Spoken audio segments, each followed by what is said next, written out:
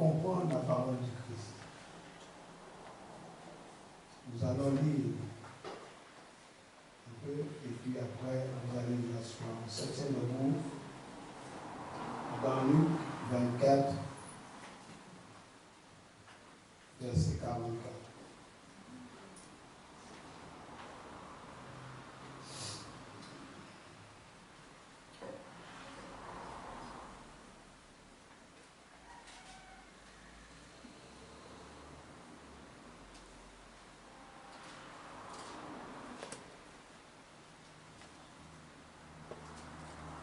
Vous savez, vous connaissez ce passage dans Luc 24 où il s'agit de quelque chose qui s'est passé sur le chemin d'Emmaüs. Des hommes qui étaient en train de marcher sur ce chemin-là et qui étaient en train de discuter au sujet de ce qui était passé, ce qui s'était passé à la croix. Et Jésus était au milieu d'eux. Jésus les écoutait parler, il n'a rien dit. Ils étaient en train de parler de lui et il était là. Et ils lui ont même demandé s'il est le seul à ne pas savoir ce qui s'est passé. Jusqu'au moment où Jésus va faire quelque chose. La Bible dit, nous lisons à partir du verset 28, entre-temps, ils arrivèrent près du village où ils voulaient se rendre. Jésus fit semblant de vouloir continuer sa route, mais il le retint avec insistance en disant, reste donc avec nous, tu vois, les jours baissent et les soirs approchent. Alors il entra dans le village pour demeurer avec eux. La Bible dit, il se mit à table avec eux, prit le pain, et après avoir prononcé la prière de bénédiction, il le partagea et le leur donna. Au même instant, des écailles tombèrent de leurs yeux et ils leur recoulurent. Mais déjà, il avait disparu. Alors ils se dirent l'un à l'autre, n'avons-nous pas senti comme un feu dans notre cœur pendant qu'il nous parlait en chemin et lorsqu'il nous découvrait le sens des Écritures? Verset 44. Puis il leur dit, voici, réalisez ce que je vous ai souvent annoncé, quand j'étais encore parmi vous et que je vous disais, il faut que tout ce qui est écrit de moi dans la loi de Moïse, dans les prophètes et dans les psaumes reçoive son accomplissement. Là-dessus, il leur ouvrit l'intelligence pour qu'ils puissent comprendre les Écritures. Amen. Éternel Dieu, notre Père, nous bénissons ton nom ce soir. Nous te rendons grâce pour ce privilège que tu nous accordes encore d'être là. Nous en sommes conscients car les temps sont difficiles. Merci de nous garder en vie. Merci de nous couvrir du sang de l'agneau.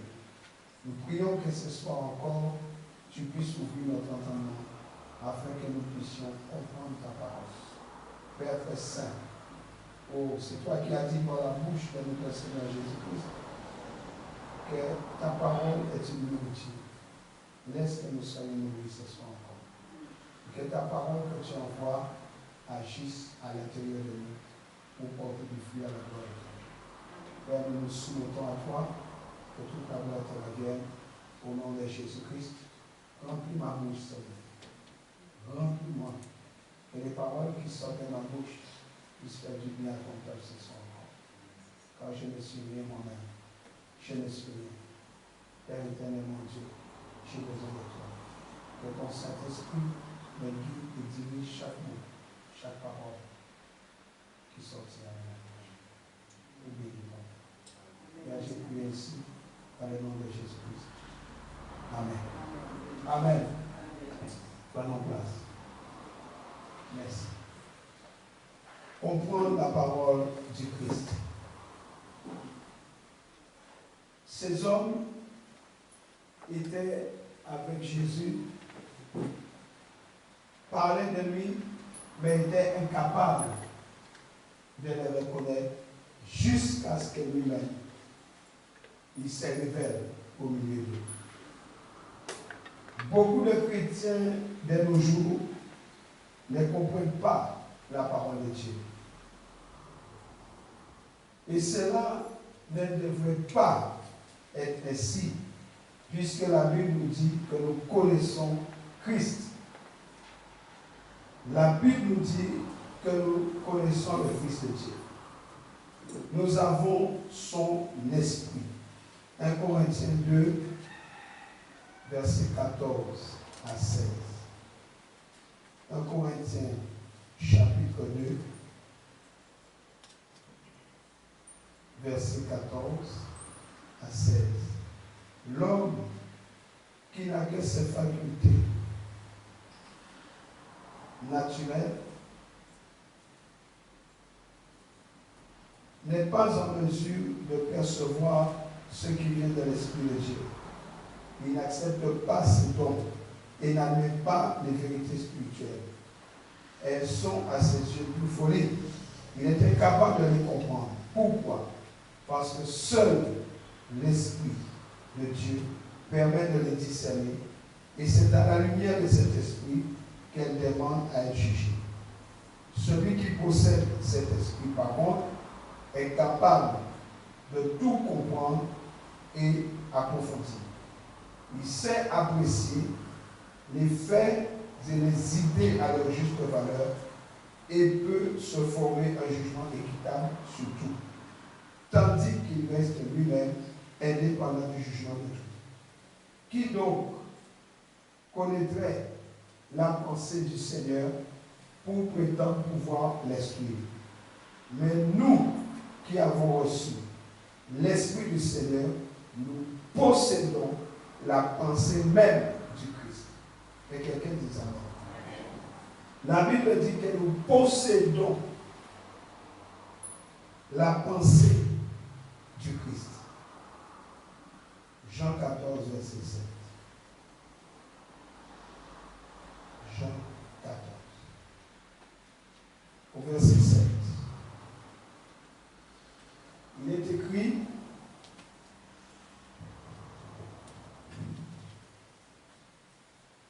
si vous me connaissez, vous connaîtrez aussi mon Père.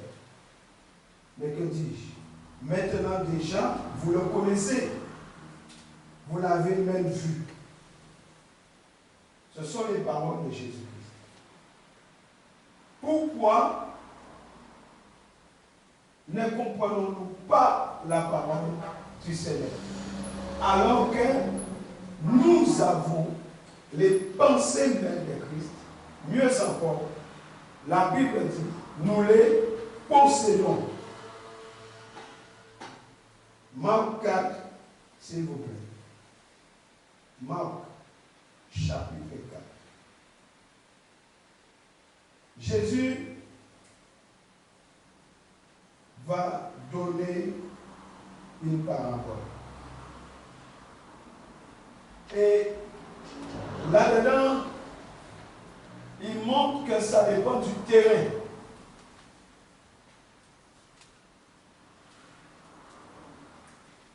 Il dit,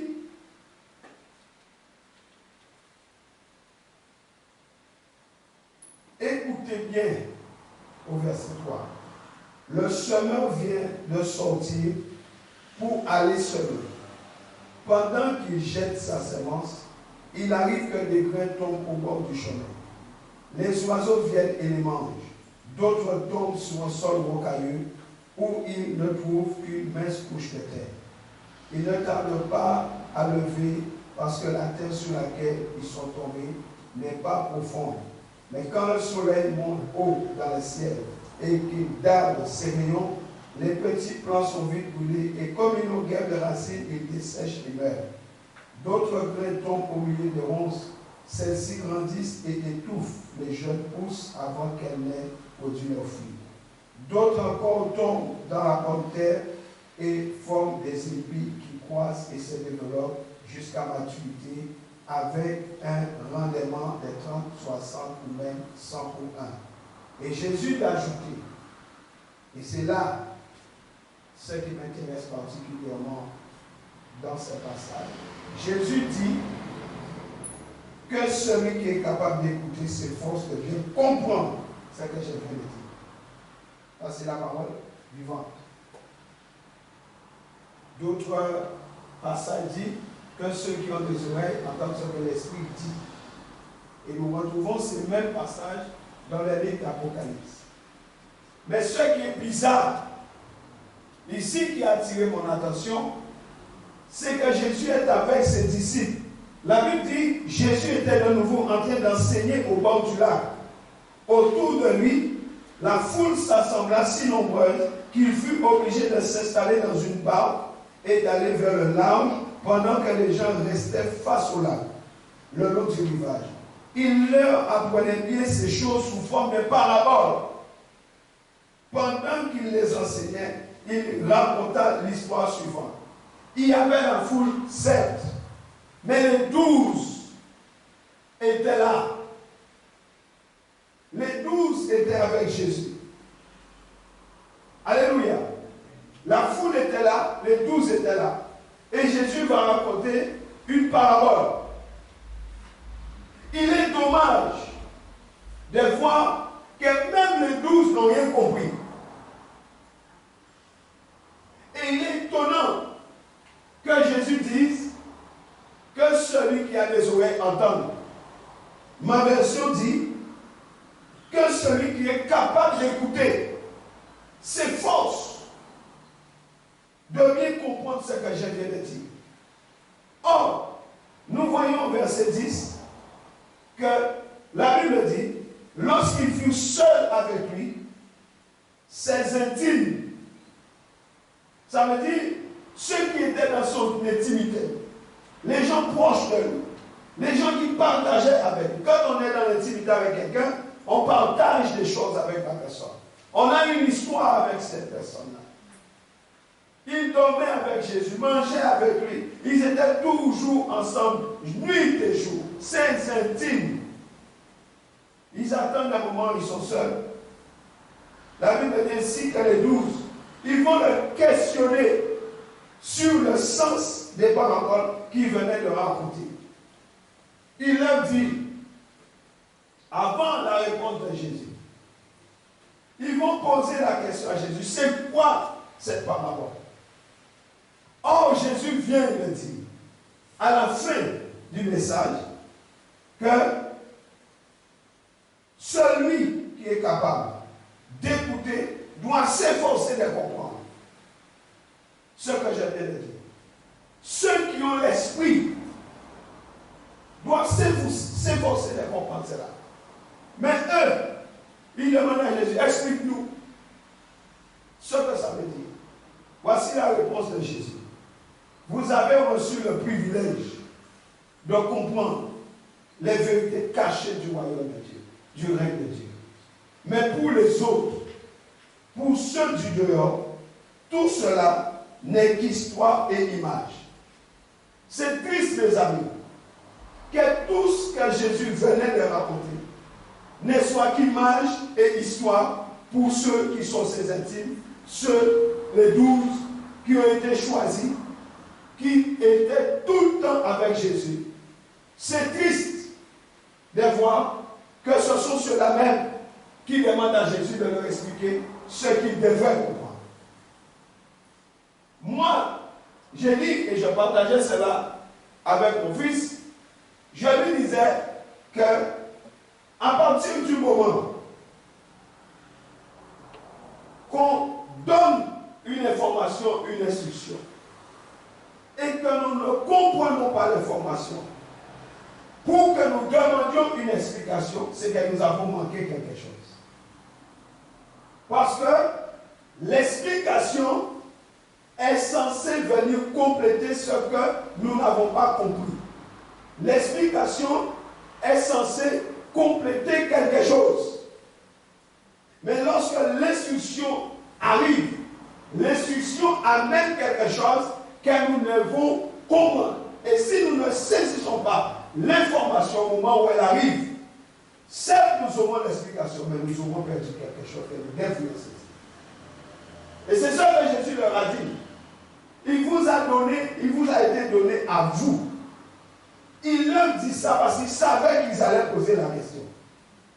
Jésus leur dit avant, celui qui a l'esprit doit comprendre cela. Parce que à vous, cela a été donné de comprendre. Vous les enfants du règne, du royaume, vous devez comprendre cela. Mais ce sont les premiers à demander à Jésus l'explication de ce qu'eux devraient comprendre.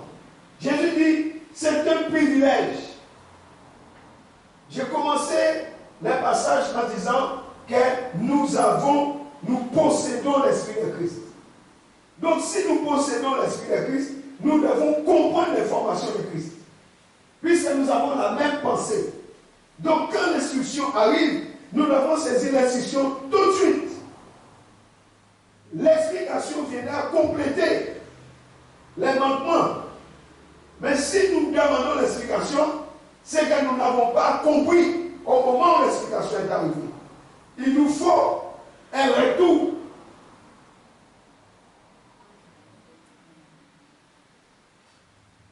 Ils n'ont pas compris.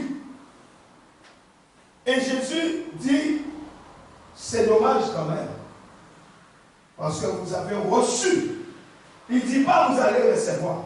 Il dit vous avez reçu le privilège de comprendre les vérités cachées du règne de Dieu. Mais pour ceux du dehors, ceux qui n'ont pas été choisis, ceux qui ne sont pas avec moi tout le temps, ceux qui ne sont pas dans mon environnement, parce que certes, ils n'avaient pas encore reçu le Saint-Esprit à l'intérieur d'eux, la Pentecôte n'était pas encore arrivée, mais ils étaient là avec Jésus dans l'environnement, dans la présence de Dieu. Ils étaient dans cette présence nuit et jour. Ils étaient capables. Or, d'après la parole de Jésus, ils étaient censés comprendre. Bien aimé, c'est que nous devons comprendre. Ce que Dieu estime que tu dois comprendre, le ciel dit que tu as compris. Est-ce que je peux expliquer? J'ai dit ce que le ciel dit que tu as compris, le ciel admet que c'est compris. C'est à nous de faire l'effort de comprendre. Or, aujourd'hui, les enfants de Dieu veulent tout, mais sans faire l'effort. C'est une génération d'un euro, un coca. On met la pièce, on appuie sur un bouton, on tape un numéro. 52, on a une bounty. 36, on a une canette de coca. 24, on a un paquet de chips. La Bible dit, efforcez-vous. La Bible dit clairement qu'ils devraient s'efforcer de comprendre. Ils n'ont même pas fait l'effort. Pourquoi? Parce qu'ils savent que Jésus est là. Oh, le maître va nous expliquer. Le maître va nous expliquer. Jésus, dans sa miséricorde, il explique. Mais tu as perdu quelque chose. Alléluia. Ces disciples n'étaient pas encore revêtus de la puissance d'en haut, de la Pentecôte, mais ils étaient nuit et jour avec Jésus. Ils étaient dans l'environnement de l'onction. Ils étaient dans la présence de Dieu. Ils étaient constamment avec Jésus. Jésus leur dit qu'ils ont reçu le privilège de comprendre les vérités cachées du royaume de Dieu. Mais pour les autres, ceux du dehors, tout cela n'est qu'histoire et image. Bien-aimé, il est donc important pour un enfant de Dieu de comprendre la parole de Dieu. C'est important. C'est important de comprendre la parole de Dieu. On ne peut pas pratiquer ce que l'on ne comprend pas.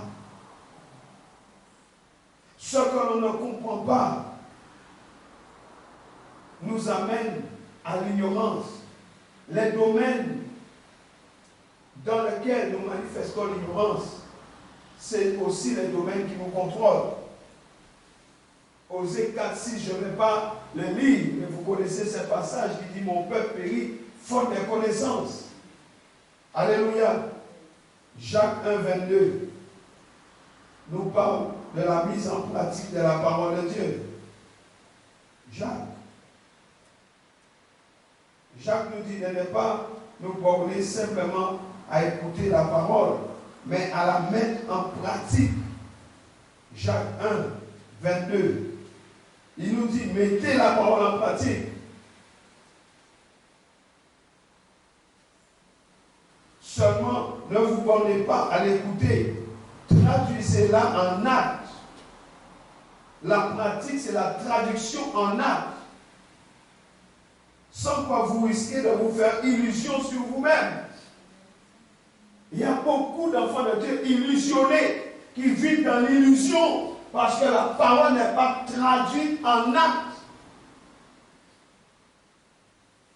Jacques dit, débarrassez-vous donc de tout ce qui salit et de tout ce qui reste en vous de méchanceté. Accueillez dans un esprit humble et docile la parole implantée en vous. Accueillez-la, car elle a le pouvoir de vous conduire au salut. La parole a le pouvoir de délivrance, de guérison. Seulement, si nous ne traduisons pas la parole en acte, rien ne se passera. Il dit ne nous bornons pas à l'écouter. Or, dans l'église, les gens se bornent à écouter la parole, mais il n'y a pas de traduction en acte. Dis avec moi, je dois traduire la parole que j'écoute en acte dans ma vie. La parole ne doit pas être un slogan. La parole ne doit pas être un discours. La parole ne doit pas être simplement quelque chose que tu entends, une information, et puis ça s'arrête là. Nous devons traduire la parole en acte.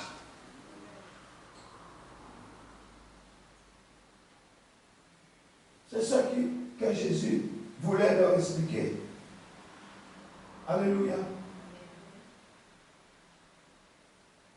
Nous avons les pensées du Seigneur Jésus-Christ. 1 Corinthiens 2,16, nous l'avons lu. Quelles sont les pensées qui nous enseignent tous les jours? Quelles sont ces pensées qui nous enveloppent tous les jours? Ce n'est certes pas la pensée de Christ. Ce n'est pas possible. Notre vie intérieure tourne autour de quoi?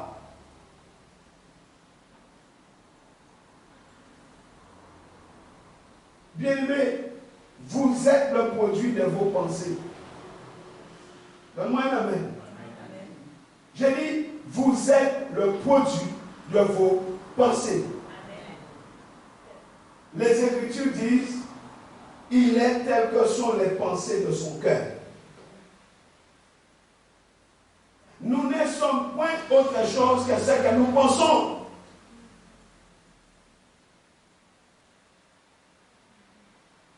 Comprenez bien cela. Ce n'est pas la faute d'autrui. Tu es ce que tu penses. Qu'est-ce que tu penses?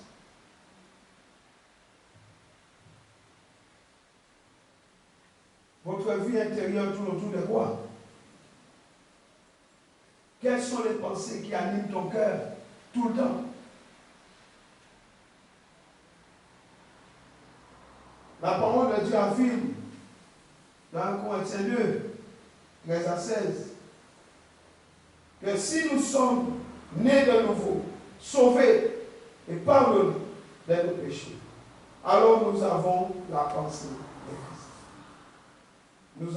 Nous possédons la pensée de Christ. Vous pensez réellement qu'avec la pensée de Christ, nous pouvons jouer? Vous pensez réellement que l'ennemi peut nous amener en bateau avec la pensée de Christ?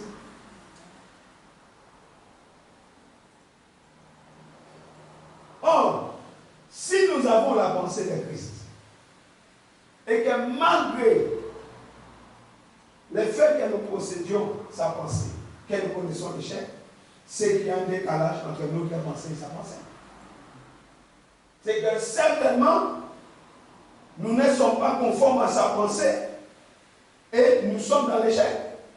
Parce que logiquement, si nous suivons sa pensée, sa volonté, nous ne pouvons pas échouer. Donc si nous échouons, c'est qu'il y a un problème entre notre pensée et la pensée de Christ que nous n'avons pas vécue. Est-ce que vous êtes avec moi? Puisque la parole dit que nous possédons la pensée de Christ. Le problème, c'est que souvent, nous continuons à réagir selon notre ancienne façon de vivre. Nous n'avons pas encore réglé nos pensées d'après ce que nous sommes devenus en Christ. Nous devons régler nos pensées, aligner nos pensées avec ce que nous sommes devenus. Nous sommes une nouvelle nature qui fonctionne à l'ancienne.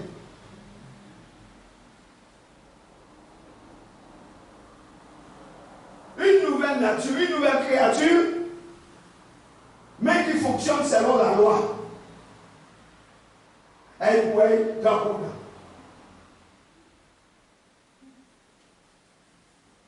Nos pensées ne sont pas alignées avec les pensées de Christ en nous. Or, nous sommes nés de nouveau. Vous comprenez ce que je dis? Ce que je dis là, c'est très, très important. C'est un gros problème. 2 Corinthiens 5, 17. Un gros problème dans la vie de beaucoup d'enfants de Dieu aujourd'hui.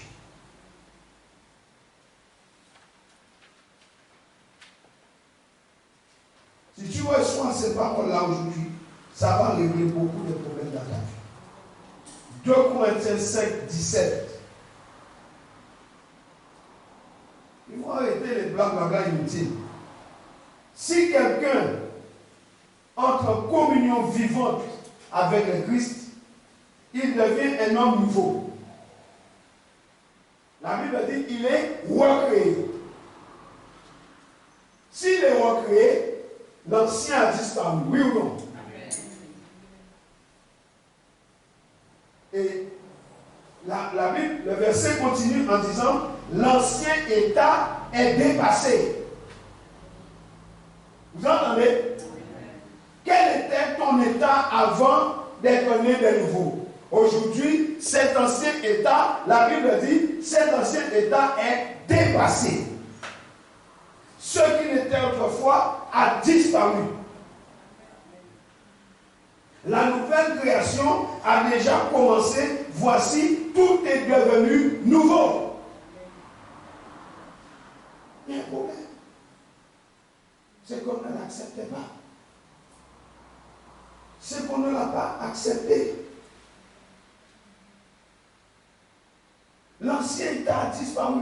Tout est devenu nouveau. Pourquoi nous vivons les mêmes choses qu'avant la conversion? Les mêmes échecs, les mêmes tribulations, les mêmes découragements, les mêmes dépressions, les mêmes désespoirs, les mêmes choses.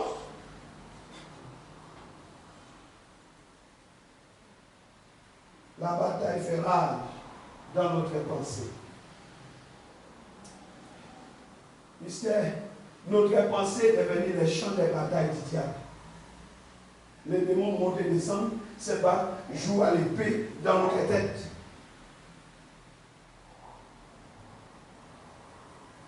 Et celui qui remportera la victoire sur le contrôle de nos pensées contrôlera aussi toute notre vie. La bataille fait rage. Et celui qui remporte la bataille contrôle la vie. Comme le diable remporte la bataille contre ta vie. C'est pourquoi, bien-aimés, pour développer notre vie spirituelle, nous devons amener notre monde intérieur à l'obéissance au Christ. La Bible dit, je rends en captivité toute pensée, toutes mes pensées, je les mène en captivité au Christ. Nous devons amener notre monde intérieur à l'obéissance au Christ. Nos pensées seront alors en harmonie avec la parole et la volonté de Dieu. Nos pensées doivent être en harmonie avec la parole et la volonté de Dieu. Or, ce n'est pas le cas aujourd'hui. Puisque quoi que nous sommes nés de nouveau, nous vivons encore sur l'ancien qui a disparu. Quand nous avons été sauvés, Dieu est venu faire sa demeure dans nos vies. Nous n'avons plus à avoir des pensées négatives. Nous n'avons plus à avoir des pensées, des défaites, des découragements, des désespoirs, des dépressions. Nous n'avons plus à avoir ces pensées. Christ en nous, l'espérance de la gloire. Où est passée la gloire de Christ? Par le Saint-Esprit, nous avons maintenant la pensée de Christ. Nos vies peuvent être donc contrôlées par des pensées honorables. Nous avons les pensées de Dieu. Colossiens 3:2 nous dit ceci. Colossiens 3. Merci Seigneur. La Bible nous dit que toutes votre pensée et toute votre affection soient orientées vers ces biens célestes. Ne vous attachez pas aux choses de cette terre. Ne vous attachez pas aux choses de la terre. Alléluia. La plus grande partie des batailles que nous menons aujourd'hui encore sont gagnées ou perdues à l'intérieur de nous-mêmes. Vous m'entendez? Vous m'entendez? La plus grande partie des batailles que nous menons sont gagnées ou perdues à l'intérieur de nous-mêmes. Romains 7, verset 21. Tu dois sortir ici grandi.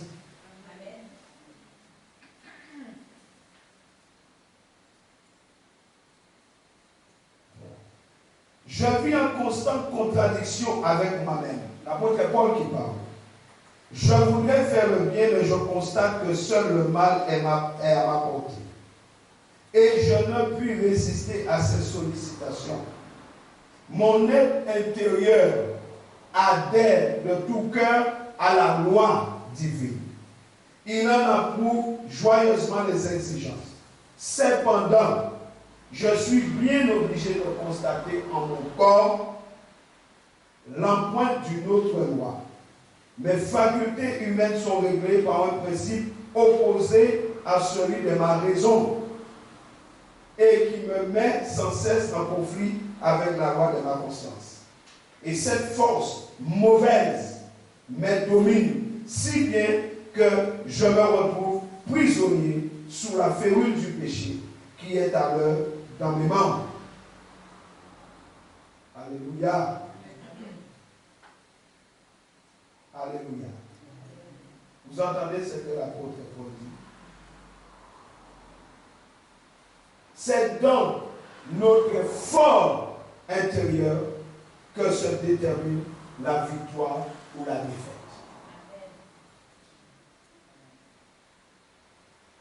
C'est nulle part ailleurs. La victoire ou la défaite se trouve en toi, dans ton fort intérieur. C'est là que cela se détermine. Le péché ne débute jamais par une action, mais par une pensée. Une pensée entretenue, retenue et éventuellement que l'on met en action. Nous avons la pensée, nous l'entretenons et nous mettons en action. Là où nous ne voulons pas traduire en acte la parole de Dieu, les péchés se traduisent en acte. Mais le péché est d'abord une pensée des péchés.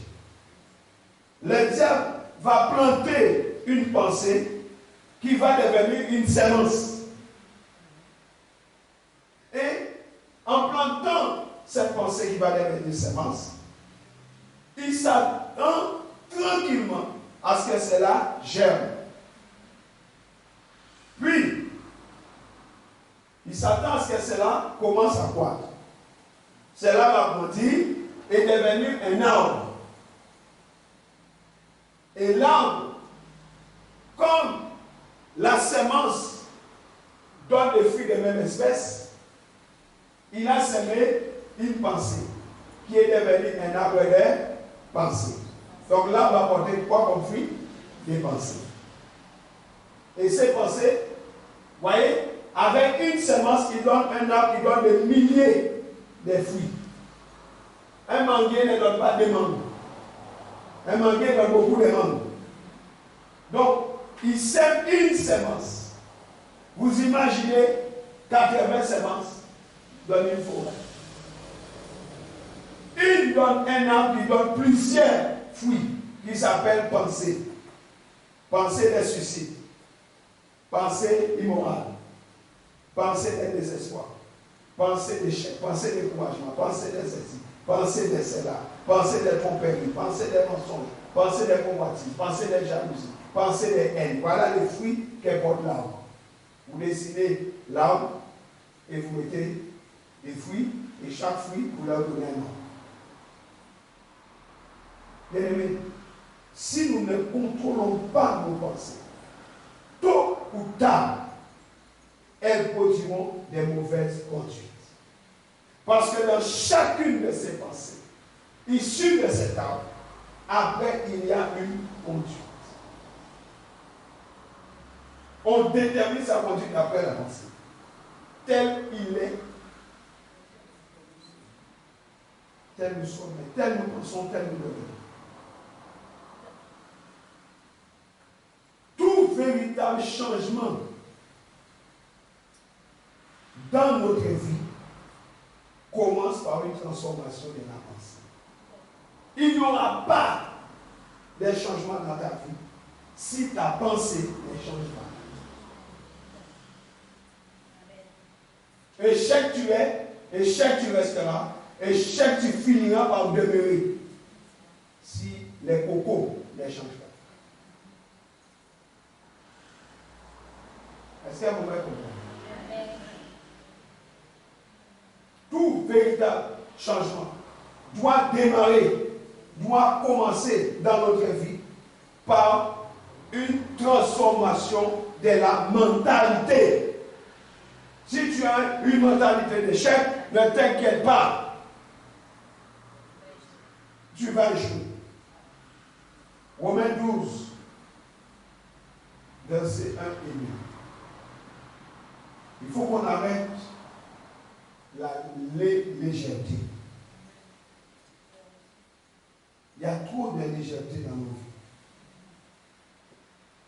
Je vous demande donc, frères, à cause de la bonté que Dieu vous a témoignée, de lui consacrer votre être tout entier, qu'est votre corps, vos forces et toutes vos facultés soient mises à sa disposition comme une offrande vivante, sainte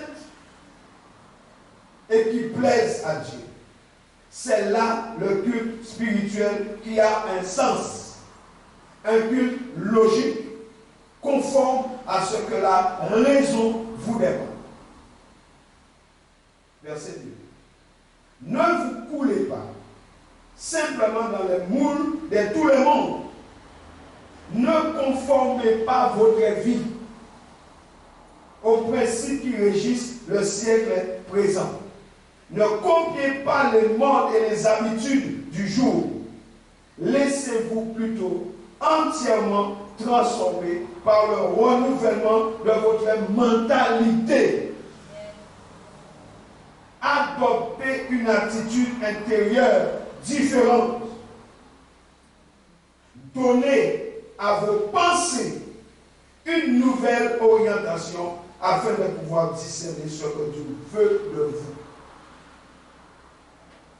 Nous pouvons faire beaucoup de choses que Dieu ne fait pas. Nous échouons. Ce que Dieu ne veut pas, il n'agréera pas. Il ne validera pas. Ce n'est pas la peine de perdre ton temps, à moins que tu es adepte de la perte de temps. Mais ce que Dieu n'a pas validé, le ciel ne validera jamais. Beaucoup d'enfants de Dieu sont en train de perdre leur temps parce qu'ils ne cherchent pas la volonté de Dieu pour leur propre vie. On fait n'importe quoi et j'ai pris. J'ai fait n'importe quoi et j'ai pris. Même si tu pries, même si tu jeûnes, tu pousses ça, Dieu a changé ta vie. Dieu est derrière sa parole. Ne changera pas ta vie. Donnez à vos pensées une nouvelle orientation afin de pouvoir discerner ce que Dieu veut de vous. Ainsi, vous serez capable de reconnaître ce qui est bon à ses yeux, ce qui lui plaît et qui vous conduit à une réelle maturité. Point final. La clé pour un véritable changement de vie réside dans le fait d'avoir une intelligence renouvelée. Notre intelligence doit être renouvelée. Notre mentalité doit être renouvelée. Nous devons quitter l'ancien monde. Une intelligence renouvelée et qui continue de l'être par la puissance de la parole de Dieu et par son esprit. Ça doit continuer. Plus tu vas rester dans la parole, plus l'intelligence sera renouvelée par la parole et par le Saint-Esprit. Ce n'est pas un jour ça, c'est un processus continuel. Nous avons besoin d'une métamorphose dans notre mentalité, dans nos pensées, si nous voulons un réel changement de nos vies. Si nous voulons vraiment que notre vie change, nous avons besoin d'une métamorphose.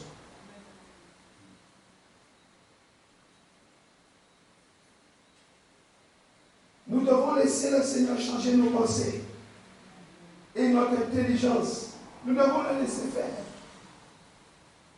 Le Saint-Esprit agit dans nos pensées pour les amener à être conformes à la volonté et à la parole de Dieu. Laissez le Saint-Esprit faire. C'est le processus du renouvellement du Saint-Esprit qui transformera notre mentalité, nos pensées.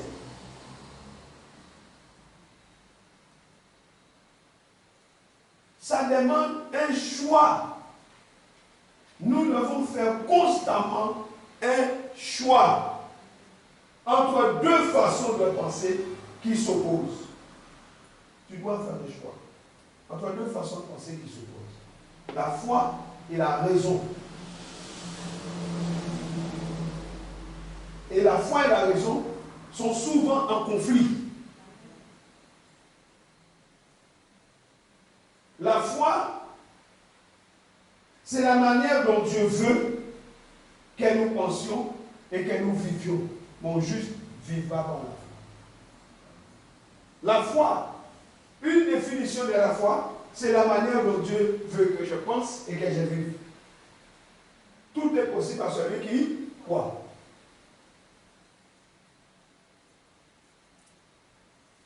Et mon juste vivra par la foi. La raison, c'est comment les hommes pensent et vivent. C'est ça la raison. Comment les hommes pensent et vivent. Mais la foi, c'est comment Dieu veut que je pense et que je vive. Autrement dit, quand nous sommes en parfaite harmonie avec Dieu, tout est logique et raisonnable. Mais quand je suis en parfaite harmonie avec lui, la foi n'est pas illogique. La foi n'est pas déraisonnable. Dieu ne nous demande jamais de laisser de côté notre cerveau pour vivre par la foi. Il n'a pas demandé d'enlever ta tête pour vivre par la foi. Non. Mais c'est quand l'homme s'éloigne de Dieu par l'égarement de ses pensées qu'il adopte une façon de raisonner différentes de celles de Dieu. Lorsque nous nous éloignons de lui, notre pensée est différente de la pensée de Dieu. Et cela devient déraisonnable.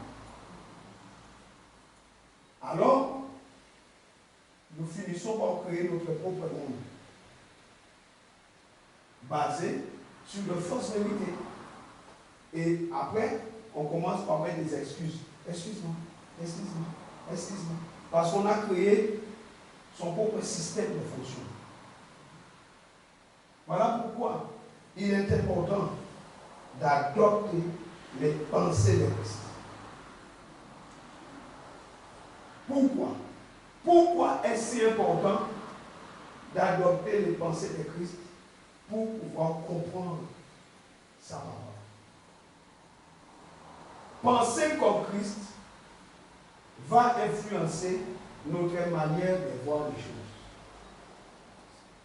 Celui qui pense comme Christ, celui qui laisse les pensées de Christ agir en lui, ne voit pas les choses comme tout le monde. Il n'attaque pas les circonstances comme tout le monde. Là où les gens vont dire ça ne marchera pas, lui, il voit le succès. Là où les gens voient l'échec, il verra la victoire. Pourquoi? Parce que les pensées de Dieu, penser comme Christ, changent notre façon de voir les circonstances et les situations auxquelles nous sommes confrontés. Alléluia. Alléluia. Amen. Lorsque nous commençons à regarder les choses avec les pensées de Christ, là où les autres voient difficultés, échecs, problèmes, toi tu vois autre chose. Nous ne devons pas regarder avec les yeux du monde. Nous devons regarder avec les yeux du Saint-Esprit. C'est pourquoi il y a dans des familles où beaucoup de parents ne croient pas dans leurs enfants. Après, ils sont étonnés. Ils sont étonnés. Ils sont étonnés. Ah, lui là, il est dangereux. S'il va là-bas, on aura des problèmes. Moi, je me rappelle, j'étais turbulent quand j'étais petit. J'étais turbulent. Mes parents disaient, ouh là, ce monsieur-là, il faut le surveiller. Il va nous créer des problèmes ici. Mais à 14 ans, boum, métamorphose. Ils m'ont dit, j'avais une idée déjà arrêtée dans ma tête, claire, 14 ans. Et pour me tester, je n'oublierai jamais ce jour-là. Pour me tester, mes parents m'ont donné de l'argent. C'était facile, hein? Je sors dans une traverse. On habitait ici. Mes parents m'ont donné de l'argent. Ils m'ont dit, bon, on te donne de l'argent. C'était la première fois que je prenais un bus pour aller en ville. Ils m'ont donné de l'argent, ils m'ont dit, tu vas en ville, tu t'achètes des vêtements pour l'école. Ils m'ont donné l'argent. Ils m'ont montré, ils m'ont expliqué. 14 ans, débrouille-toi. Va. Ce n'est pas la nuit que quelqu'un va me suivre pour savoir si je me perds. Ce n'est pas leur problème. Il n'y avait pas de portable, téléphone. Ils m'ont expliqué ce que je dois faire. Ils m'ont donné l'argent. Va en ville. Va t'acheter des vêtements. Mes amis, je prends le bus. Je m'assieds. Le bus m'a déposé. Je fais tout ce qu'on me dit. J'avais entendu le premier magasin que je trouve, c'est un vendeur de valises. J'achète des valises, je reprends les bus et je rentre à la maison. Quels n'ont pas été les mots? La colère. On t'a quoi acheter des vêtements? Toi, tu regardes avec une valise, tu vas où? Quelle est ton idée? Qu'est-ce que tu veux faire? Dans ma tête, voyage. Dans leur tête, vêtements. Et j'ai dit, merci. Vous m'avez donné l'occasion d'acheter les outils pour le voyage. que là, ils ont été avec moi. Ils ont dit, ah, lui là, on va aller avec lui parce qu'il fait n'importe quoi. Mais j'avais la valise. Et la valise a servi. J'ai voyagé avec lui. Et je leur ai dit, vous voyez, mais la valise est restée là, 14 ans, 15 ans, 16 ans, 17 ans, 18 ans, 20. J'ai dit, un jour, j'ai dit, vous voyez, la même valise a servi. Je l'aimais, cette valise. Parce que la valise avait une histoire. C'était la première. Et depuis lors, les voyages ont commencé. Acclamons Jésus. Ça m'a ouvert une porte. Mais j'étais le seul à comprendre. Il faut qu'on arrête de blâmer tout. La mentalité doit être renouvelée. Notre perspective doit changer. Quand tu laisses les pensées de Christ agir en toi, tu ne penses pas comme tout le monde. Amen. Notre manière de voir les choses change. Alléluia. Allons dans Genèse. Vous êtes bénis. Mais vous ne savez pas que vous êtes bénis.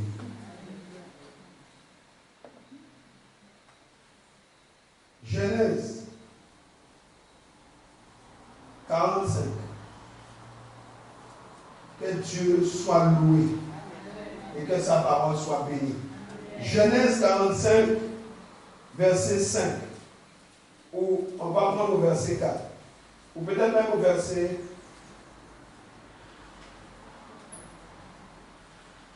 Au verset 1. Joseph a révélé son identité à ses frères. Vous savez, ses frères ont cherché à le tuer.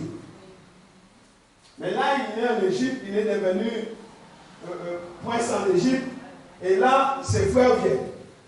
Alors Joseph, ne pouvant plus dominer son émotion devant tous ceux qui étaient présents, s'écria, faites sortir tout le monde. Ainsi, personne de son entourage n'était en sa présence lorsqu'il fit connaître son identité à ses frères. Mais il sanglotait si fort en parlant que les Égyptiens l'entendirent, et la nouvelle parvint jusqu'au palais du Pharaon. Il dit à ses frères, je suis Joseph, mon père est-il encore en vie? Mais ses frères étaient incapables de lui répondre, tant ils avaient peur de lui. Alors Joseph leur dit, venez près de moi. Ils s'approchèrent. Je suis Joseph, leur dit-il, votre frère que vous avez vendu pour être emmené en Égypte. Et maintenant, verset 5, ne vous tourmentez pas et ne vous accablez pas d'un remords de m'avoir vendu comme esclave. C'est pour vous sauver la vie que Dieu m'a envoyé devant vous.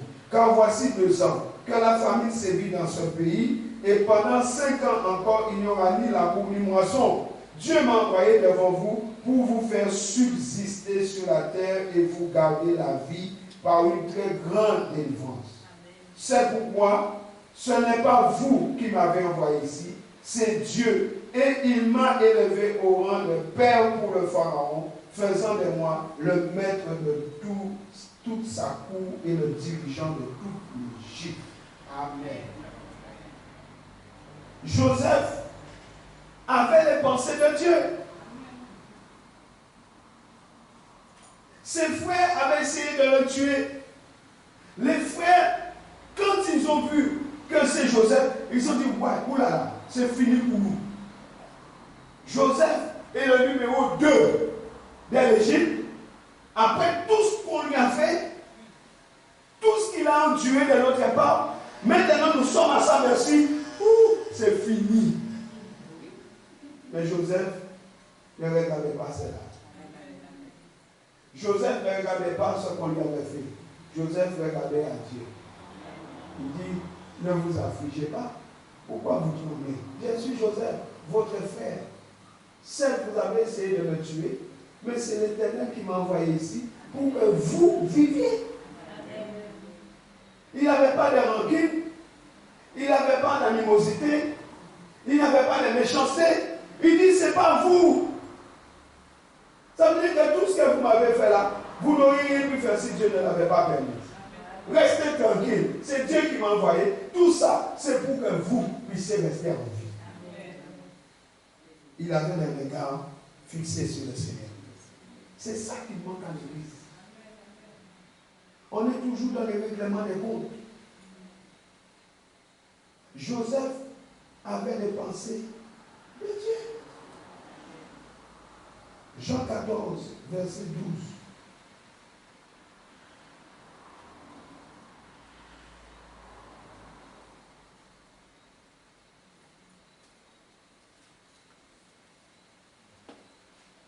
Vraiment, je vous l'assure, celui qui croit en moi accomplira lui-même les œuvres que je fais. Il en fera même de plus grandes parce que je vais auprès du Père. Alléluia. Pourquoi adopter les pensées de Christ?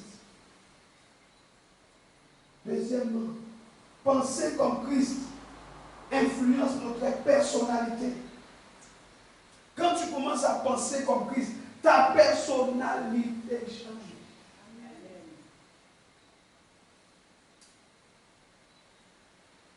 Cette manière de penser que vous adoptez est celle aussi qui va façonner et modeler votre personnalité.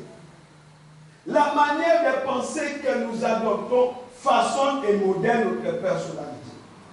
La manière de penser que nous avons, que nous acceptons, que nous adoptons, c'est cette manière de penser-là qui va aussi façonner et modeler notre personnalité. Il y a qu'à regarder les chrétiens pour comprendre quel style de pensée ils ont adopté. Il y a qu'à les regarder.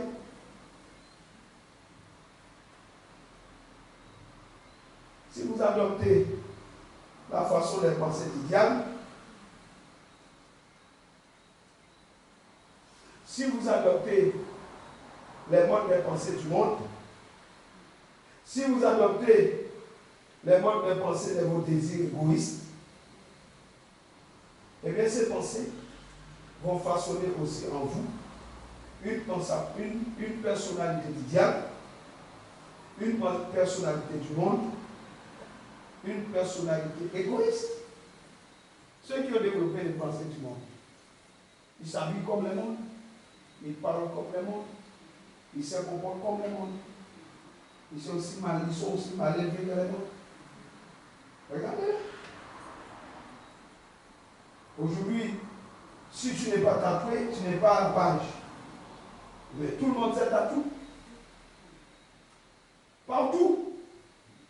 Partout. Comment tu vas aller devant un homme, tu ouvres tes jambes pour qu'on puisse te tatouer ici? Et ça, c'est rien. Parce qu'il y en a qui vont plus loin. Piercing. Dans les lèvres. Que Dieu nous aide.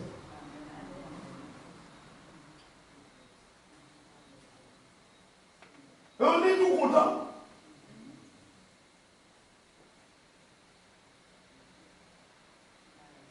Les chrétiens sont en train de le faire.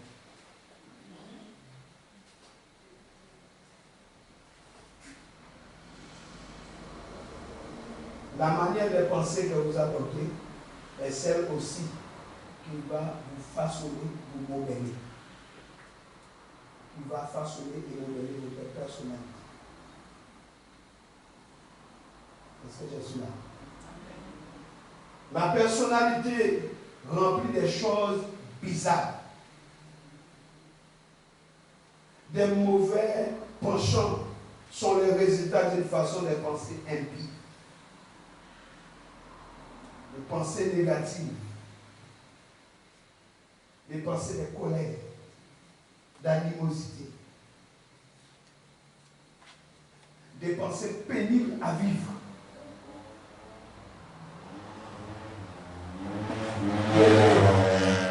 Plus nous penserons comme le Christ, et plus nous agirons aussi comme lui.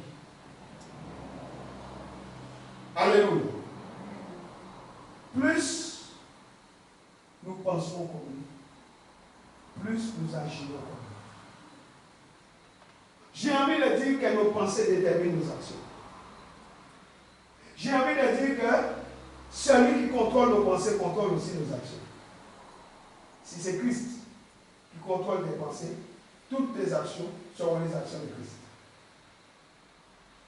Nos priorités sont influencées par les pensées de Dieu. Nos priorités, quand on pense comme Christ, nos priorités sont influencées par les pensées de Dieu. Et qu'est-ce qui se passe quand nos priorités sont influencées par les pensées de Dieu? Eh bien, la parole de Dieu commence à mettre de l'ordre dans nos vies. Ça commence à mettre de l'ordre. Quand nous avons les pensées de Christ, Dieu commence à mettre de l'ordre dans nos vies. Les choses prioritaires deviennent vraiment prioritaires. Matthieu 6, 33, vous connaissez ce passage que nous devons chercher d'abord devant nous. Voilà pourquoi tous les chrétiens ont une vie déréglée. Une vie déréglée. Une vie très occupée, mais sans fuite. Il n'y a pas de fuite. Bien aimé, nous avons besoin que Jésus-Christ remette de l'ordre dans nos vies et qu'il rétablisse nos vraies priorités en renouvelant notre intelligence. Alléluia. Nous avons besoin que le Seigneur remette de l'ordre dans nos vies. C'est important pour que nous puissions connaître les vraies priorités. Philippiens 4, verset 8 nous dit: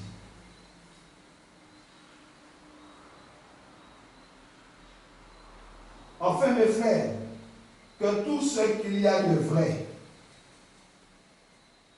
de noble, d'honorable, ce qui a une réelle valeur et qui est juste, pur et digne d'être aimé, occupe vos pensées. Tendez vers tout ce qui s'appelle vertu et qui mérite la louange. Penser les pensées de Christ influence nos prières. Jean 15, verset 7. Mais si vous demeurez en moi et que mes paroles demeurent en vous, demandez ce que vous voulez, vous l'obtiendrez. Vous entendez? Vous entendez? Si vous demeurez en moi et que mes paroles demeurent en vous, demandez ce que vous voulez, vous l'obtiendrez. La version parole vivante dit: mais si vous demeurez en communion avec moi, et si mes instructions restent vivantes dans vos cœurs, vous pourrez demander ce que vous voudrez, vous l'obtiendrez. Les paroles de Jésus demeurant en nous transforment nos pensées. Quand nous adoptons ces pensées,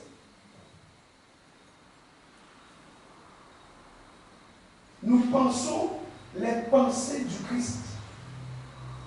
Et ce que nous demandons, c'est ce que Christ veut. Parce que ce que nous allons demander, c'est selon sa pensée. Les gens pensent qu'ils peuvent demander n'importe quoi et Dieu va leur donner. Parce que c'est écrit, ce que vous demandez, vous l'obtenez. Alors parce que Jésus dit, ce que vous demandez, vous l'obtenez. Oh Seigneur, donne-moi des millions. C'est toi qui as dit. C'est pas ce que tu dis. Je demande, et Dieu va le faire. Dieu a l'obligation de le faire. Ce n'est pas ce que le verset dit. Quand nous sommes en communion avec lui, que je suis en communion avec ses pensées. Ses pensées sont mes pensées. Donc tout ce que je vais demander, c'est selon sa pensée.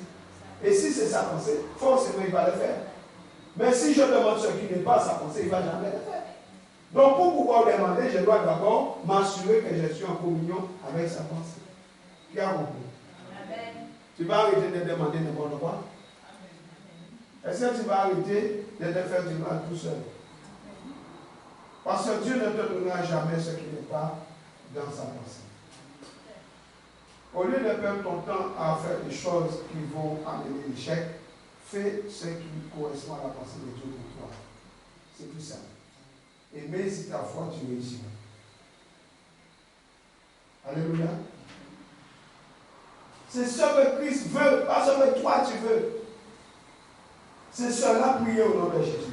Prier au nom de Jésus, c'est demander ce que Christ veut pour nous. Voilà pourquoi beaucoup de chrétiens n'obtiennent rien. Beaucoup de chrétiens n'obtiennent rien. Et ils sont frustrés en disant que j'ai prié, ça n'a pas marché. J'ai prié, je ne comprends pas. J'ai jeûné. C'est pas jeûner, prier, mais tu jeûnes et pries comment? Tu jeûnes et pries pour que Dieu te donne quelque chose que Dieu ne veut pas te donner. Tu vas forcer la main de Dieu. On ne peut pas forcer la main de Dieu. Cherche d'abord si c'est sa volonté pour toi.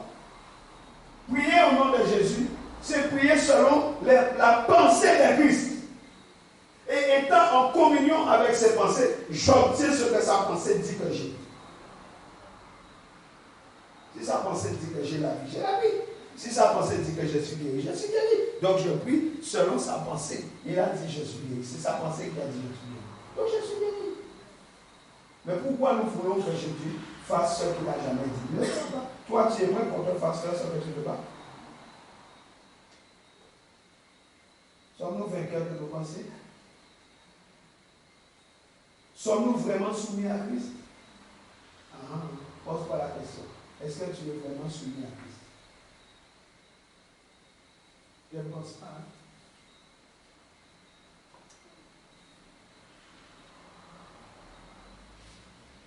Dans le livre de Marc, au verset 10, nous avons lu Marc. Vous lirez à la maison. Ils n'ont rien compris. Jésus, leur parle en parabole. Jésus dit, à vous, ces choses ont été données. Vous devriez comprendre ces choses. Parce que les mystères du royaume vous ont été donnés à vous, pas à ceux qui viennent. Mais ils ont été exactement comme ceux du dehors. Aujourd'hui, les enfants de Dieu et les gens du dehors sont mélangés. Les enfants de Dieu et les mondes, c'est mélangé. On n'arrive pas à faire la différence entre les brebis, les boucs, les moutons, les chameaux. C'est un mélange. Or, la Bible dit, séparez-vous. Mais les enfants de Dieu ne sont pas séparés du monde. Au contraire, ils courent de plus en plus dans le monde. Ils fuient l'église pour aller dans le monde.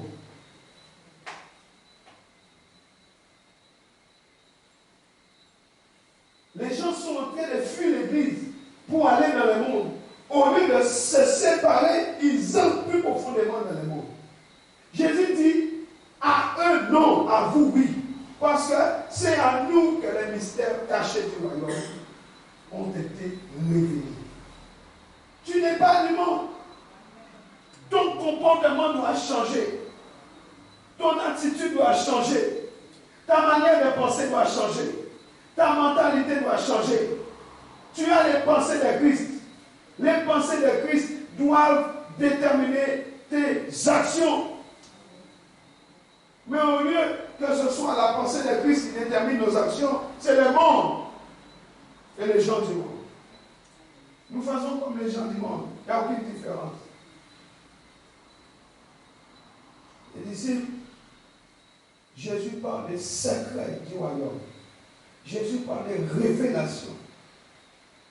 Et ces choses sont pour eux insaisissables. Quelle tristesse. Quelle tragédie pour l'Église. Or, la Bible dit que les choses révélées dans notre esprit par le Saint-Esprit sont à nous. La révélation, c'est une connaissance que tu n'as pas apprise. C'est à nous. Déjà, Deutéronome parlait de cela. Regardez Deutéronome 29. Deutéronome parlait déjà, annonçait déjà cela. Deutéronome 29.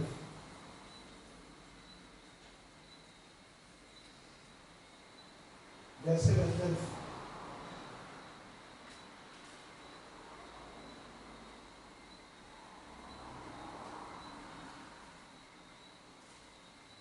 Au verset 28, ça dépend. Ce qui est caché est réservé à l'Éternel notre Dieu. Par contre, nous sommes concernés pour toujours par ce qui a été révélé. Par toutes les paroles de cette loi qu'il nous faut appliquer, nous sommes concernés. Alléluia. Le verset 30, le chapitre 30, verset 11. Dit ceci.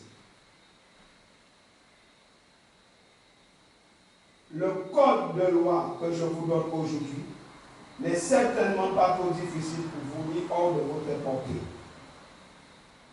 Ce qui est révélé, c'est à nous. Dans Jérémie 33, verset 3, Dieu dit, invoque-moi, je te répondrai. Amos 3, verset 7. Amos 3, 7.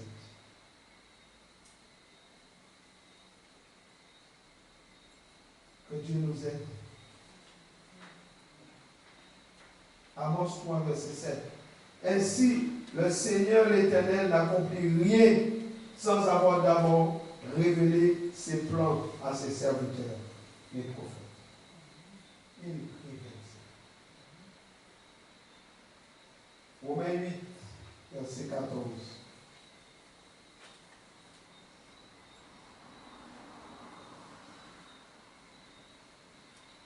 Romains 8.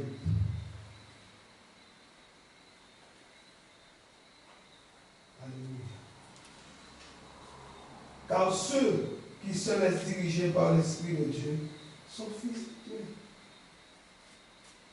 Nous sommes les fils de Dieu, conduits par l'Esprit de Dieu. Nous sommes ceux qu'anime l'Esprit de Dieu. Aujourd'hui, Christ, la tête de l'Église, souffre. Parce que le corps, son corps, ne suit pas. Normalement, là où est la tête, là aussi c'est tout le corps. Mais Jésus est en train de souffrir. Parce que le corps que l'Église ne suit pas la tête. L'Église a un problème d'identification. L'Église a un problème d'identification. Le corps ne suit pas la tête. Or, nous sommes membres de ce corps. Nous avons les pieds qui pensent, les bras qui pensent, les oreilles qui pensent, les nez qui pensent, les yeux qui pensent, les nombrils qui pensent, les doigts qui pensent, les dos qui pensent.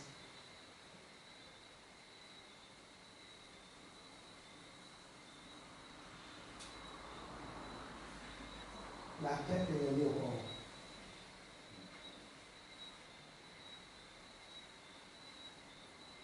Les pensées circulent dans tout le corps. Jésus est la tête. Et ses pensées circulent dans tout son corps. Son sang circule dans tout le corps. Mais nous avons un problème aujourd'hui. Chacun veut faire ce qu'il veut dans le corps. Et la tête souffre de tous ces monstres.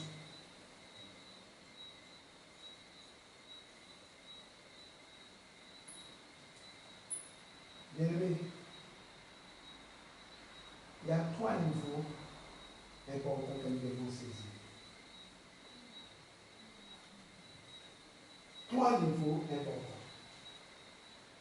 La croix, la Pentecôte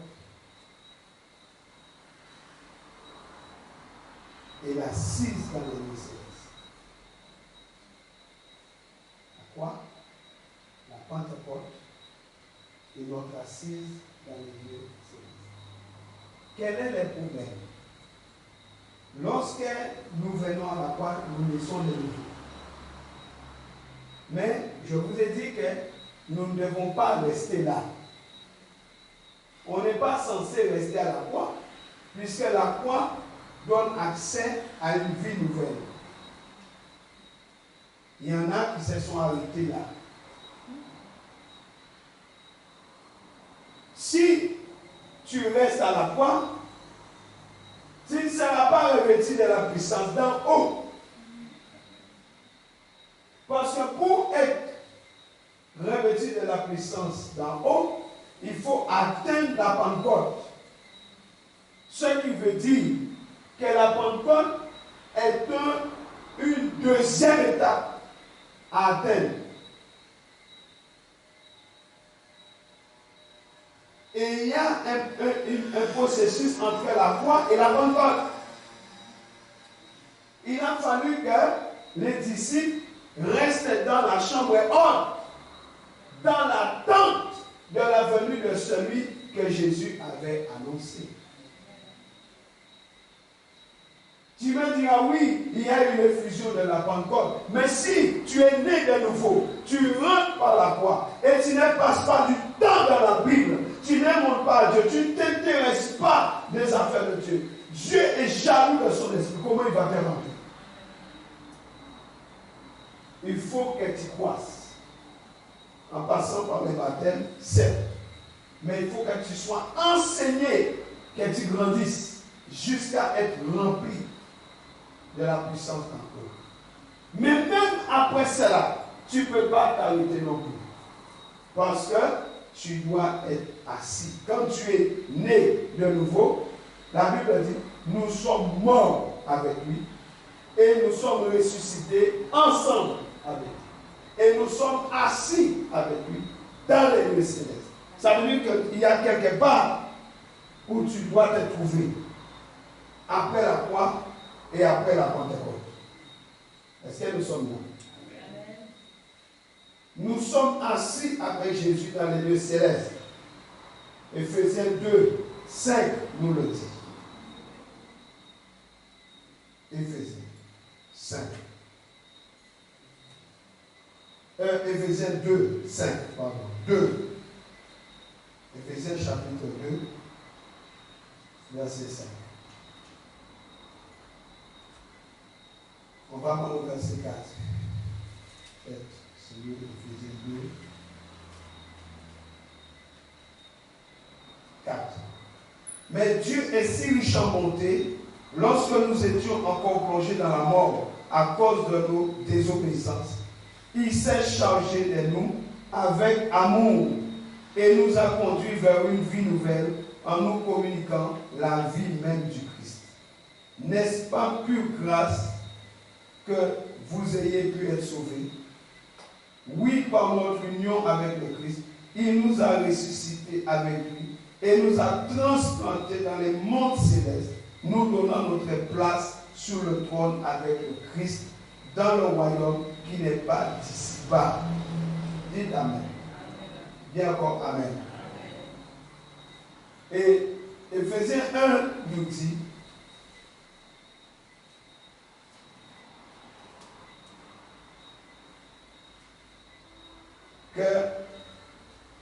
qu'il a déployé cela. C'est la même puissance que celle qu'il a déployée en ressuscitant le Christ d'entre les morts et en lui donnant sa place à sa droite dans les mondes célestes. C'est la même puissance qu'il a déployée pour nous. Alléluia. Et nous devons prendre conscience de l'étendue incommensurable du pouvoir dont il dispose en notre faveur pour nous qui avons confiance en lui. Il l'a déployé en Christ. Et c'est la même puissance qui a été déployée. Il nous a fait asseoir ensemble dans les lieux célestes en Jésus-Christ. Colossiens 1, 3, 1, 23 le dit. Pourquoi il a fait ça? Éphésiens 2, 7 nous le dit.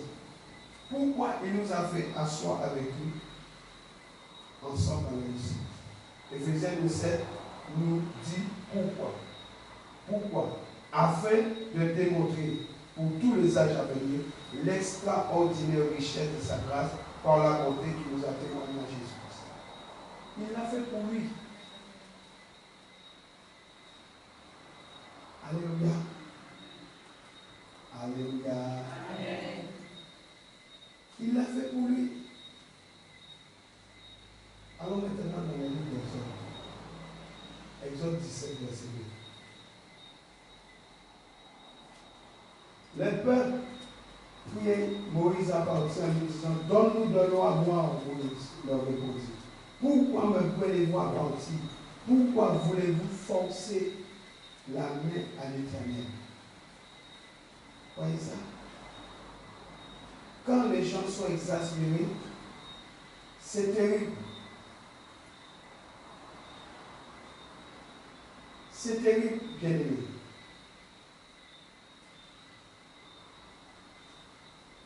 Ils étaient exaspérés. Regardez leur comportement.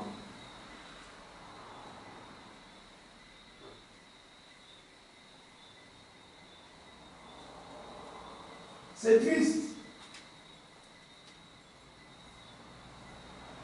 Parce que quand on est dans cet état, on a tendance à vouloir forcer la main de Dieu. Et ce n'est pas une bonne chose. Parce que le Seigneur ne fera jamais ce que nous voulons qu'il fasse. Alléluia. Alléluia. Amen. Exode 17, verset 12.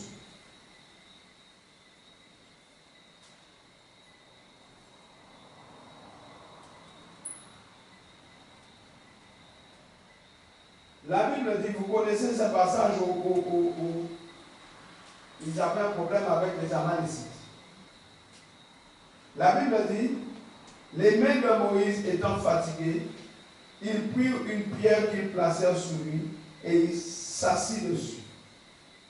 Aaron et Hur soutenaient ses mains, l'un d'un côté, l'autre de l'autre, et ses mains restèrent fermes jusqu'au coucher du soleil.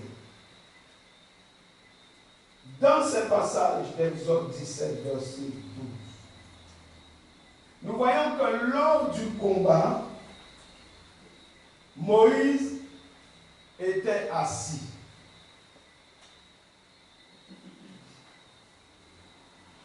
Sur une pierre. Les mots hébreux qui traduisent cette pierre, c'est ébène. Il était assis en Christ. C'est le même mot que nous trouvons dans Ésaïe 28. C'est le même mot que nous trouvons lorsque la Bible parle de la pierre de l'âme. Autrement dit, puisque l'Ancien Testament, c'est l'ombre des choses à venir. C'est la même pierre. Mais, là où je veux attirer votre attention, c'est que Moïse s'est assis sur cette pierre. S'il s'est assis, c'est qu'il était fatigué. Vous êtes avec moi? Il était fatigué. Moïse fatigué est assis sur une pierre. Et cette pierre, on la retrouve dans Matthieu 21, 42. Allons-y. C'est la même qu'on retrouve les bains. Matthieu 21.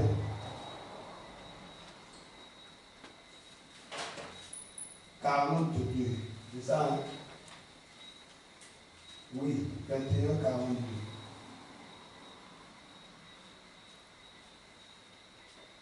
Et Jésus ajouta, n'avez-vous jamais lu dans les Écritures? Vous êtes avec moi? La pierre que les constructeurs avaient mise au rebut est devenue la pierre fondamentale à l'angle de l'édifice. C'est là l'œuvre du Seigneur. C'est lui qui l'a voulu ainsi et nous en sommes émerveillés. Actes 4, 10 et 11. Actes 4, 10 et 11. Actes 4, 10 et 11.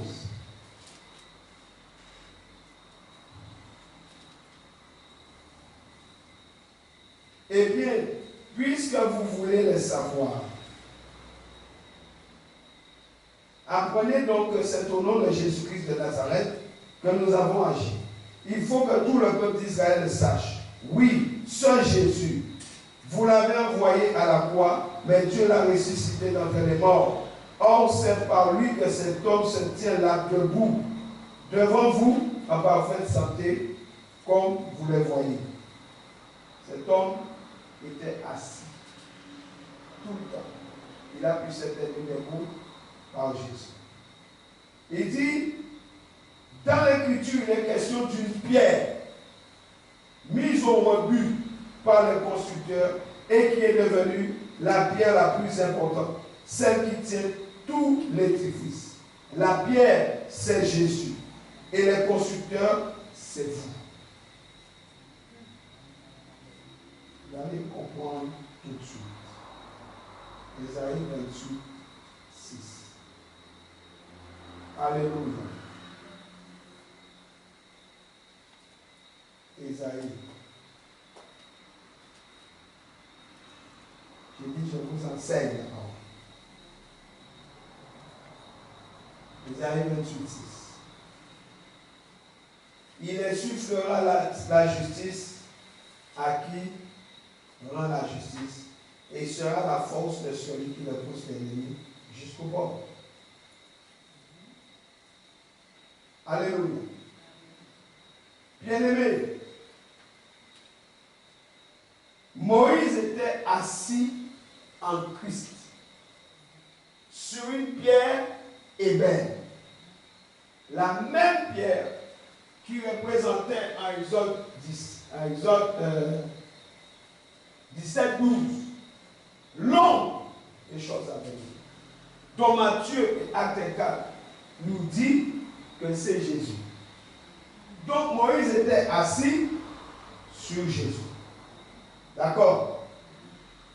Mais quand nous lisons ces passages d'Exode 17, nous comprenons deux choses décisives ici dans cette bataille. Numéro 1, Moïse a commencé à mener le combat avec ses propres forces. Mais qu'est-ce qui s'est passé? Il s'est épuisé. Il fut fatigué. Pourtant, il s'est tenu au sommet de la montagne, au sommet d'une colline. Cette colline représente la voie étroite. Cette colline représente les monts Sion. Là où Jésus se tient. Et pourtant, le miracle ne s'est pas produit lorsque Moïse a levé le bâton. Il suffisait simplement qu'il se tienne, qu'il pointe le bâton dans la mer rouge, l'eau s'est reculée sur les deux côtés. Mais voici maintenant qu'il se retrouve au sommet de la colline avec le même bâton. Il lève le bâton. Comme il a levé le bâton à la mer rouge, il n'y a pas de doute. Et là, la fatigue est entrée.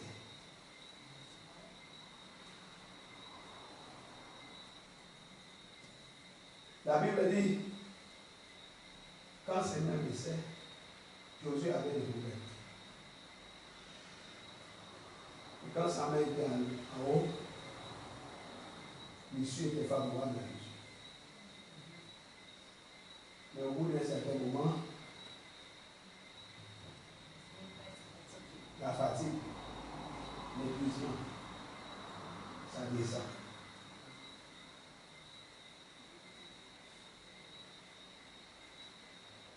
Le Seigneur est en train de nous enseigner une autre stratégie.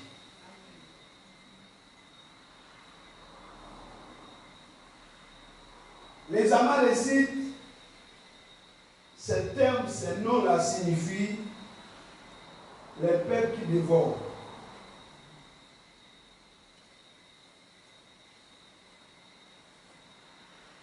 Alléluia. Peuple de la plaine. C'est-à-dire la voie large ou la voie de la perdition. La colline, là où se trouvait Moïse, c'est la voie étroite. C'est là où se tient Jésus. Étroite. Méfie-toi des voies larges.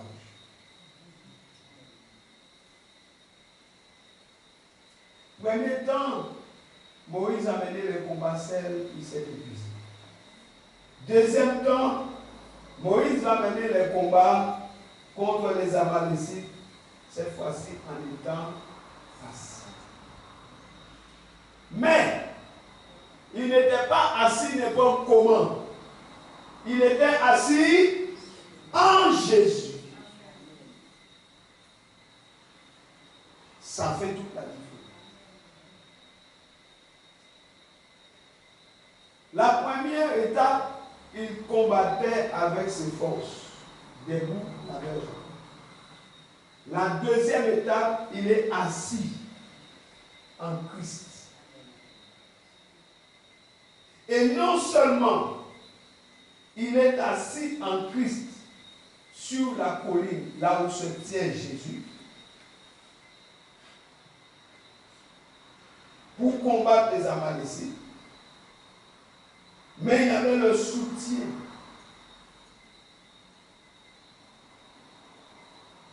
de ses proches, Hur et Ab.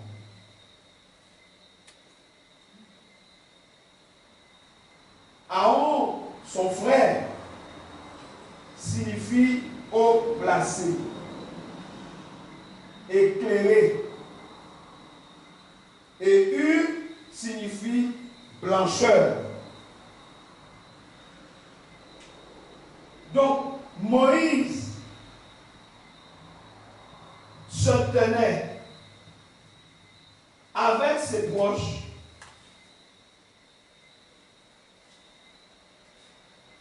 dans une position qui était celle des gouvernements.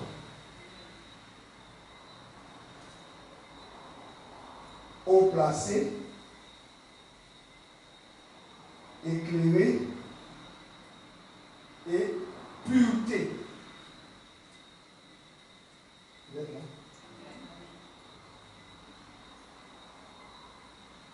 Alléluia. Revenons dans Exode 17.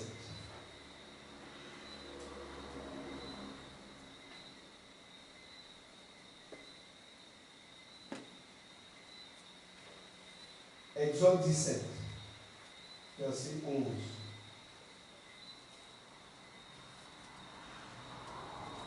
Lorsque Moïse élevait la main pour prier, Israël avait l'avantage dans la bataille, et lorsqu'il la laissait retomber, Amalek l'emportait. Comme les bras de Moïse se fatiguaient, Aaron et Hur prirent une pierre ébène qu'ils placèrent sous lui pour le faire asseoir Christ. Et ils lui soutinrent les bras, chacun d'un côté, ainsi ses bras étaient fermes jusqu'au coucher du soleil. Regardez les résultats. Et Josué remporta la victoire sur les Amalécites à la pointe de l'épée. L'Éternel dit à Moïse, consigne ce qui vient de se passer. Écris ça pour qu'on garde le souvenir. Et déclare à Josué que j'effacerai complètement les souvenirs d'Amalek dessous les cieux. Dieu dit, ça, il faut le garder en souvenir. Quelle leçon pour nous?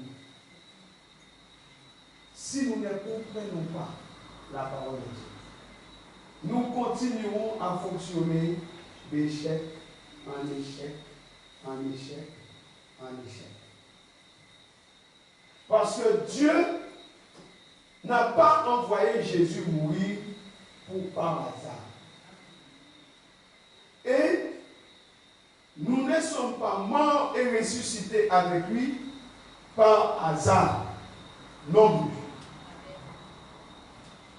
Mais par le processus d'identification en sa mort, en son ensevelissement et en sa résurrection,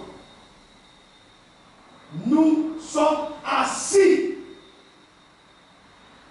avec lui dans les lieux célestes. Christ étant à la droite de Dieu, nous sommes à la droite de Christ, donc nous sommes à la droite de Dieu. Et notre vie, dit la Bible, est cachée avec Dieu en Christ. Donc Dieu nous a placés dans la même position de gouvernement que son Fils. Haut placé, éclairé, dans la puissance. Et malgré tout, nous vivons une vie d'échec et misère. Je crois que vous comprenez. Malgré cela, regardez notre vie. Assis dans les lieux célestes, à la droite de Dieu, un Dieu tout-puissant, assis dans la gloire avec Jésus. Il nous a emmenés dans la gloire avec lui. Et il nous a emmenés tous. Nous sommes morts ensemble, ressuscités ensemble. Nous sommes assis ensemble dans les lieux célestes. Regardez-nous.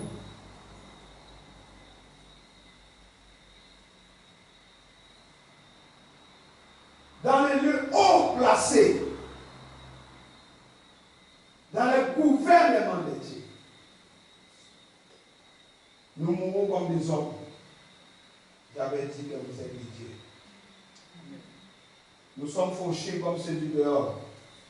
J'avais dit que je vous donnerai ma vie et ma vie avec abondance. Vous échouez comme ceux du dehors. Je vous ai donné mon esprit d'excellence. Pourquoi? La compréhension de la parole nous échappe. La parole de Dieu continue à être des paraboles pour nous. La parole de Dieu continue à être des paraboles pour nous dont nous n'avons pas ou dont nous ne saisissons pas l'essence. Toute la Bible, ce sont des paraboles. Donc seuls ceux qui ont l'Esprit de Dieu ont reçu les privilèges de recevoir ce qui est caché. Même pour les prophètes, c'était caché. Ils ont cherché, mais cela ne leur était pas révélé. Regardez Israël. Dieu garde Israël dans la quarantaine pour tant que le moment n'est pas arrivé, Israël ne peut pas sortir. Ça ne veut pas dire qu'il n'y ait pas de chrétiens messianiques, des juifs messianiques. Il y en a. Mais Israël est à quarantaine toujours, parce que le moment des temps favorables n'est pas encore arrivé. Mais Dieu nous a donné cette position haut placée. Qu'en faisons-nous? Qu'est-ce que tu fais de la position que Dieu t'a donnée? Nous sommes au rebut. Parce que nous méprisons la parole de Dieu. Et tant que nous allons continuer à mépriser la parole de Dieu, la parole restera parabole. Et tant que la parole restera parabole, les révélations, les secrets du royaume ne nous seront pas accessibles. Parce que la seule façon pour que nous ayons le sens des paraboles dans la vie, il faut que l'intelligence soit renouvelée. Il faut que la mentalité change. Il faut passer par le métanoïa. Il faut qu'il y ait une transformation. La chenille doit devenir papillon. Toi, depuis le temps, tu es une gosse.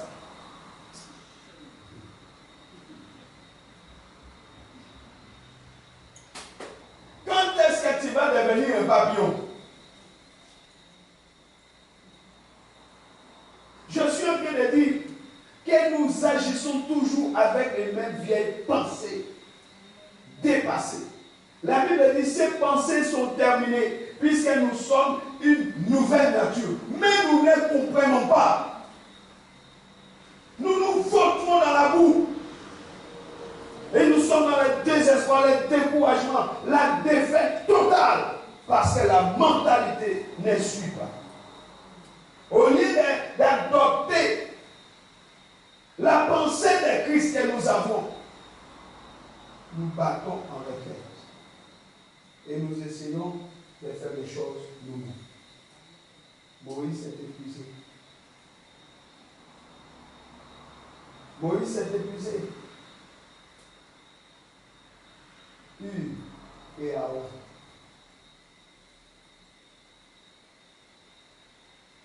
L'un à droite,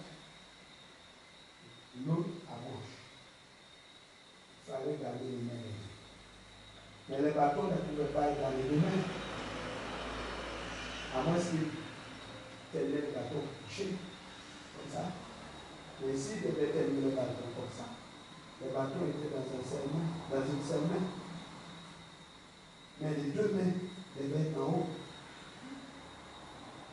Hur et Aaron étaient là. Hur et Aaron intercédaient. Hur et Aaron priaient. Ils étaient ensemble. C'est l'image de l'intercession. C'est l'image de porter dans la prière. Aujourd'hui, les gens essaient de régler leurs problèmes seuls. Mais vas-y, continue. Vas-y, continue. Continue de faire des débats, puisque tu aimes les débats comme une censure. Comme un serpent qui est presque à mourir. Nous nous débattons. Dieu ne nous appelle pas à débattre. Nous nous débattons dans tout. Tu as besoin de Hur et Aaron. Il n'y a pas d'amen. Tu as besoin d'Aaron et de Hur. Les corps de Christ et des intercesseurs. Même si tu es assis dans les lieux célestes, tu as besoin du corps. Amen. Et des intercesseurs. On croit qu'on peut tout faire ça. Regarde ta vie, depuis combien de temps que tu débats, tu t'es débat comme ça. Je vais tout faire, je vais faire ça, je vais faire ça. Continue. La fatigue arrive. Ça ne te demande pas la permission pour descendre. Même quand on dit aux enfants de Dieu, levez vos mains. Je n'ai jamais vu les mains levées comme ça. Il y aura toujours des mains comme ça. Certains ont peur de lever les mains comme ça. Parce qu'ils ne se sont pas rasés les poils. Comment on ne peut pas mettre la forêt dehors, on lève la main, on cache la forêt. Parce que si on fait ça là, il y a un peu d'arbustes, bangrés, des choses comme ça.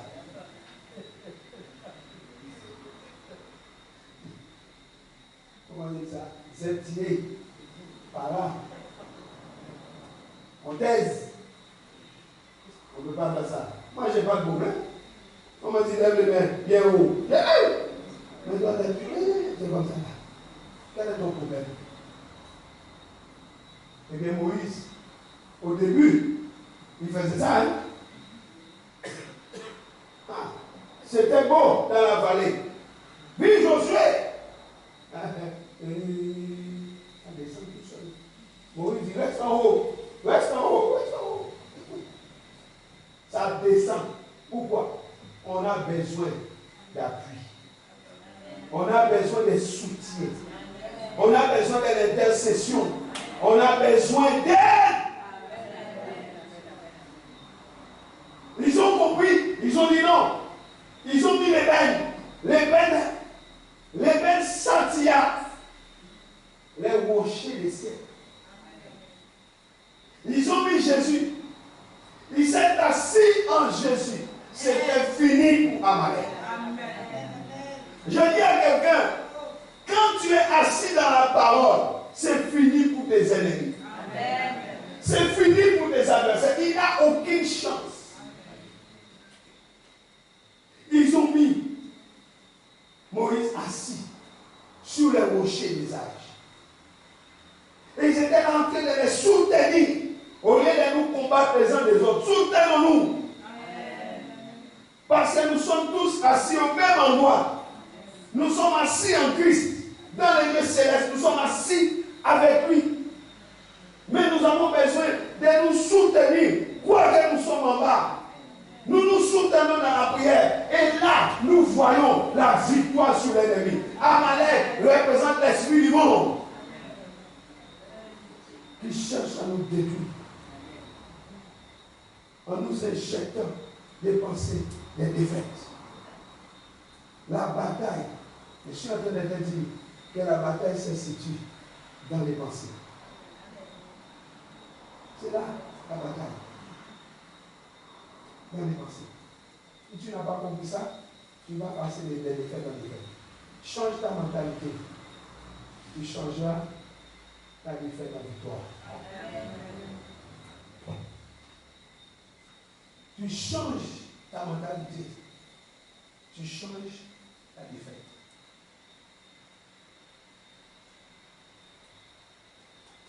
C'est pour ça que nous devons donner une nouvelle orientation spirituelle à nos mentalités. Nous laisser transformer. Si je suis né de nouveau, je dois vivre aussi selon ma nouvelle nature. Les pensées péchées sont les pensées de Christ, sont les pensées de ma nouvelle nature. J'arrête de penser comme avant. La raison, c'est ce que l'homme pense, c'est ce que l'homme vit. Mais la foi, c'est ce que Dieu veut que je vive, et ce que Dieu veut que je pense. J'ai choisi la foi.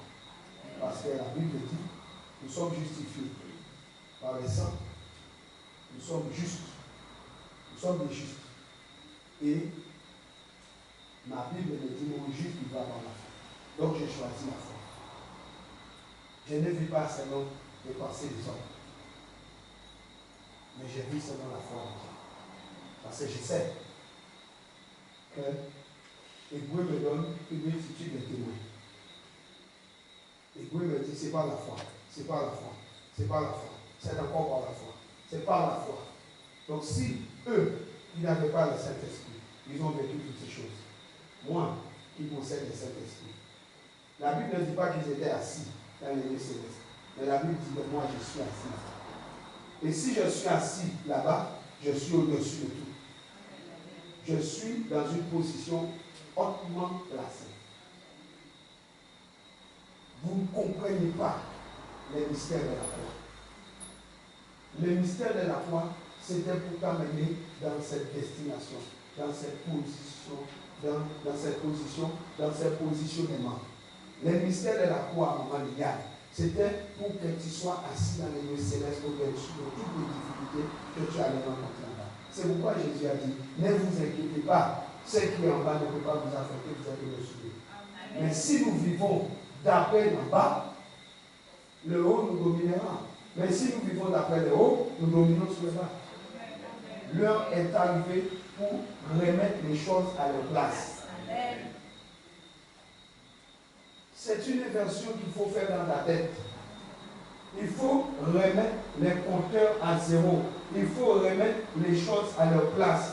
Tu ne peux pas être né de nouveau pour vivre encore d'après ton ancienne manière de vivre, ton ancienne manière de penser. Même quand on vous dit chercher la face de l'Éternel, vous ne comprenez pas. Vous ne voulez pas le faire. Vous avez un problème avec Dieu.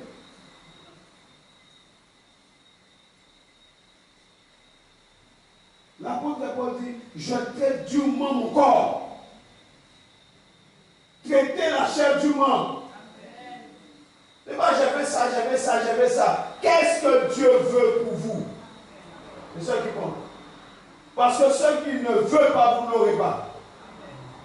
Parce que ce n'est pas nous qui l'avons créé, ni choisi. C'est lui. Il nous connaît. On s'élève. Que Dieu vous bénisse. Acclamons le Seigneur.